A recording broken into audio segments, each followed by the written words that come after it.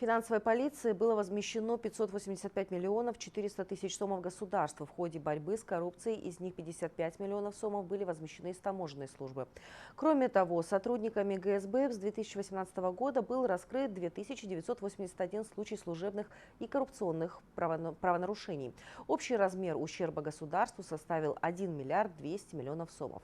Как идет борьба с коррупцией, какая работа ведется со стороны финансовой полиции, узнавала Кундуз Кадатаева.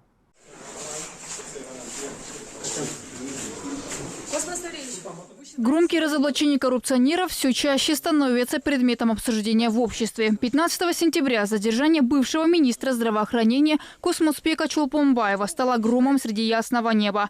Бывший руководитель Минздрава обвиняется в халатности и в злоупотреблении должностным положением. Помимо Космоспека Чолпонбаева, сребролюбие привело еще 4 чиновников на скамью подсудимых.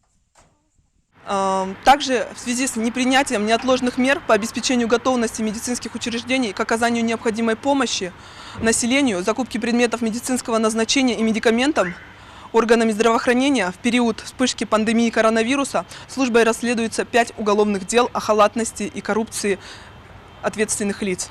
Не менее резонансным оказалась коррупционная схема в таможенной системе, где в ходе неправомерных действий должностных лиц госбюджету был нанесен ущерб в размере 61 миллиона сомов. 2018 жылдан тартып кызматтык жана коррупциялык көрүнүштөгү мыйзам бузуулар. Сотрудники таможни заранее вели переговоры с компанией «Айхан», которая отказывалась платить таможенные пошлины на товары, ввозимые из Китая. В результате ущерб государству составил 61 миллион сомов, из которых 55 миллионов сомов были возмещены. По делу были привлечены к уголовной ответственности 15 человек, в том числе бывший глава таможенной службы, который был экстрадирован из Азербайджанской республики. В настоящее время дело на рассмотрении суда. Системная борьба с этим социальным злом стала одним из основных приоритетов государственной политики. Так, за 2 года финансовой полицией были выявлены коррупционные схемы во многих отраслях.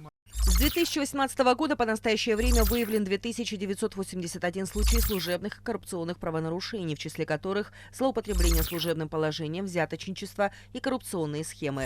Размер ущерба государству составил 1 миллиард 200 миллионов сомов, из которых на данный момент в пользу государства возвращено 585 миллионов 400 тысяч сомов. Зарегистрировано 2981 уголовное дело, из которых 291 дело направлено в суд. Наложен арест на имущество на общую сумму в 8,5 миллионов сомов.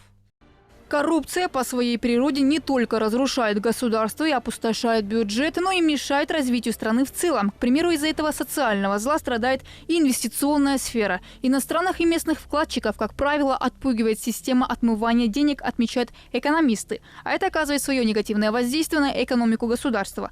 Для того, чтобы свести на нет теневую деятельность нечистых на руку чиновников, нужно исключить человеческий фактор, уверены эксперты. Обеспечить прозрачность деятельности всех органов власти.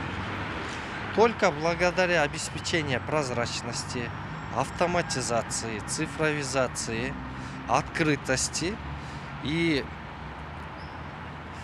снижения всех налоговых, таможенных и так далее ставок можно избавиться от этого всего. Подробная информация о ходе борьбы с коррупцией была предоставлена представителями правоохранительных органов на заседании Совета безопасности. Президентом перед ними была поставлена задача очистить свои ряды от нечистоплотных сотрудников. Все лица, замешанные в коррупции, несмотря на регалии и былые заслуги, должны понести суровую ответственность. Кундуз Кадатаева, Бигзат Машрапов, ЛТР, Бишкек.